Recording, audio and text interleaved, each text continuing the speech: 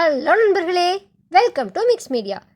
நம்ம இன்றைக்கி ஒரு சண்டே ஸ்பெஷலான மட்டன் கிரேவி தான் பார்க்க போகிறோம். அதுலேயும் நம்ம செட்டிநாடு ஸ்டைல் அப்படின்னு சொன்னால் நிறைய வெரைட்டிஸ் நீங்கள் பார்த்துருப்பீங்க. இன்றைக்கி நம்ம கொங்கு ஸ்டைல் மட்டன் கிரேவி பார்க்க போகிறோம். வாங்க நம்மளுடைய ஸ்பெஷலான கொங்கு நாட்டு மட்டன் கிரேவி பார்க்கலாம். வீடியோக்குள்ளே போகலாமா? நான் இன்றைக்கி இந்த கிரேவி செய்கிறதுக்காக நல்லா இள ஆட்டுக்கறியாக வாங்கிட்டு வந்தேன். அதுலேயும் இந்த ஈரல், சுத்து கொழுப்பு, சுவரொட்டி அப்படிங்கிற இந்த ஐட்டம்ஸ் எல்லாமே நீங்கள் கலெக்ட் பண்ணி வாங்கிக்கோங்க. இந்த கிரேவிக்கு அந்த ஐட்டம்ஸ் எல்லாம் போட்டிங்கன்னா ரொம்ப சூப்பராக இருக்கும். ஸோ நம்ம ஃபஸ்ட்டு குக்கர் எடுத்துக்கலாம். குக்கர் எடுத்துக்கிட்டு அந்த குக்கரில் மட்டன் போட்டுட்டு அது கூட ஒரு 2 டீஸ்பூன் மல்லித்தூள், மிளகாய்த்தூள், கொஞ்சம் மஞ்சத்தூள், கொஞ்சம் உப்பு எல்லாம் போட்டு தண்ணி ஊற்றிக்கோங்க. ஊற்றிட்டு நல்லா குக்கர் விசில் வச்சுக்கலாம். ஒரு 7-8 விசில் வச்சுக்கோங்க. அப்போ தான் மட்டன் நல்லா சாஃப்டாக வேகும். மீன் டைம் இந்த கிரேவிக்கு தேவையான மசாலா ரெடி பண்ணிக்கலாம்.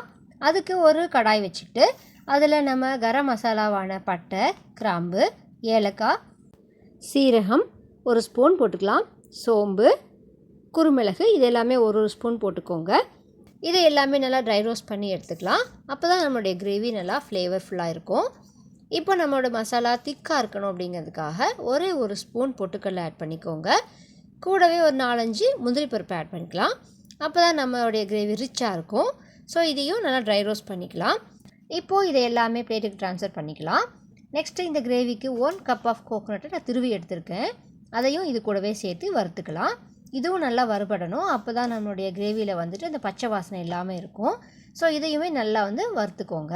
வறுத்து எடுத்ததுக்கப்புறமா இது எல்லாமே மிக்சியில் போட்டு நம்ம பேஸ்ட்டாக அரைச்சி எடுத்துக்கலாம். நெக்ஸ்ட்டு நம்மளுடைய கிரேவி செய்யறதுக்காக கடாய் எடுத்துப்போம். கடாய் எடுத்துக்கிட்டு அதில் ஆயில் போட்டுக்கோங்க. நான் இன்றைக்கி கோகோனட் ஆயில் யூஸ் பண்ணியிருக்கேன். கூடவே கடுகு, உளுத்தம் பருப்பெல்லாம் ஆட் பண்ணிக்கிட்டு நிறைய சின்ன வெங்காயம் எடுத்திருக்கேன். நான் இன்றைக்கி ஒரு 1/2 kg மட்டனுக்கு எப்படியும் ஒரு 300 grams ஆஃப் சின்ன வெங்காயம் போட்டிருக்கேன். நல்லா பொடி பொடியாக கட் பண்ணிக்கோங்க. கட் பண்ணி நல்லா வணக்கிக்கோங்க. கூடவே கருவேப்பிலை தழை ஆட் பண்ணிக்கலாம்.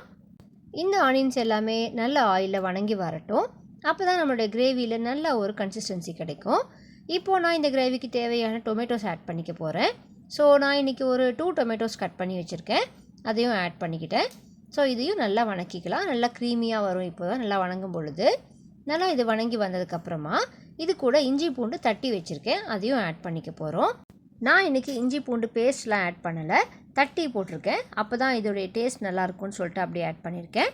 நெக்ஸ்ட்டு இது நல்லா வணங்கி கொடுத்ததுக்கப்புறமா நம்ம அரைச்சி வச்சுருக்கிற பேஸ்ட்டை ஆட் பண்ணிக்க போகிறோம். நல்லா ரொம்ப வாட்டர் ஊற்றாமல் ஆட் பண்ணிக்கோங்க அரைச்சி. அப்போது இதுவும் நல்லா ஆயிலில் வணங்கட்டும். அதுக்கப்புறமா நம்ம வாட்டர் யூஸ் பண்ணிக்கலாம். நான் இன்றைக்கி அரிசி களைஞ்ச தண்ணி ஊற்றிருக்கேன். ஏன் அப்படின்னா மட்டன் இல்லை சிக்கன் குழம்புலாம் வச்சிங்க அப்படின்னா அதுக்கு இந்த அரிசி களைஞ்ச தண்ணி ஊற்றி செய்யும் பொழுது நம்மளுடைய கிரேவி நல்லா டேஸ்ட்டாக இருக்கும். ப்ளஸ் நல்லா ஹெல்த்தியானதும் கூட. எப்போவுமே நம்ம எந்த குழம்பு செஞ்சாலுமே அரிசி களைஞ்ச தண்ணியெல்லாம் ஊற்றி நீங்கள் செஞ்சீங்க அப்படின்னா நம்மளுடைய அரிசியில் இருக்கிற அந்த கார்போஹைட்ரேட்ஸ் அந்த இதெல்லாமே நமக்கு சேரும். ஸோ நீங்கள் அதை யூஸ் பண்ணி செய்யுங்க. நெக்ஸ்ட்டு நம்ம இப்போ வாட்டர் ஆட் பண்ணி நல்லா கலந்து விட்டாச்சு. மீன் டைம் நம்மளுடைய குக்கரில் மட்டன் போட்டு வச்சுருந்தோம் இல்லைங்களா, அது நல்லா பாயில் ஆகி வந்தாச்சு. நம்ம செக் பண்ணிக்கலாம் நல்லா பாயில் ஆகிருக்கா என்ன அப்படின்னு சொல்லிட்டு. நல்லா சூப்பராக பாயில் ஆகி வந்திருக்கு. நம்ம நல்லா கலக்கி வச்சுருக்கிற மசாலாவும் கொதிச்சிட்ருக்கு.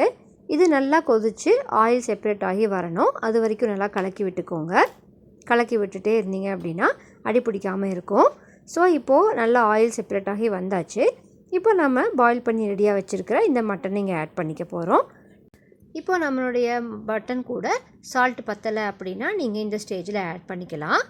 ஊற்றிட்டு தேவையான வாட்டர் இப்போ ஆட் பண்ணிக்கோங்க. நம்ம ஆல்ரெடி இதில் வாட்டர் யூஸ் பண்ணியிருக்கிறதுனால இதுவே கரெக்டாக இருக்குது. இன்னும் கொஞ்சம் பத்தலை அப்படின்னா இந்த ஸ்டேஜில் ஆட் பண்ணிக்கோங்க.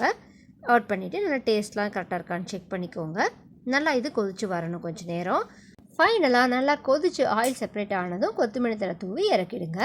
இந்த கிரேவி சப்பாத்தி, நான், பரோட்டா, இட்லி, தோசை, பணியாரம், அப்பம் இந்த மாதிரி எல்லா ஐட்டத்துக்குமே ரொம்ப சூப்பரான சைட் டிஷ்ஷாக இருக்கும். அதுலேயும் நம்ம கொங்கு ஸ்டைலில் சுடு சாதத்தில் போட்டு சாப்பிட்டிங்கன்னா சூப்பராக இருக்கும். ட்ரை பண்ணி பாருங்கள். இதே மாதிரியான லாஸ்ட் வீக் ஒரு மட்டன் கிரேவி செஞ்சுருந்தோம். அதையும் நீங்கள் நம்ம சேனலில் போய் செக் பண்ணுங்கள். இல்லைனா அதோடைய லிங்க்கையும் டிஸ்கிரிப்ஷன் பாக்ஸில் கொடுத்துருக்கேன், போய் செக் பண்ணுங்கள். கூடிய சீக்கிரம் ரத்த பொரியலுடைய ரெசிபியும் ஷேர் பண்ணுறேன். நீங்கள் இந்த ரெசிப்பியை கீ ரைஸ் இல்லை சுடு சாதத்து கூட சர்வ் பண்ணுறீங்கன்னா ஒரு எக்கை பாயில் பண்ணி வச்சுக்கோங்க. ரொம்ப சூப்பராக இருக்கும். அவ்வளோதாங்க, நம்ம வீடியோவோட எண்டுக்கு வந்தாச்சு.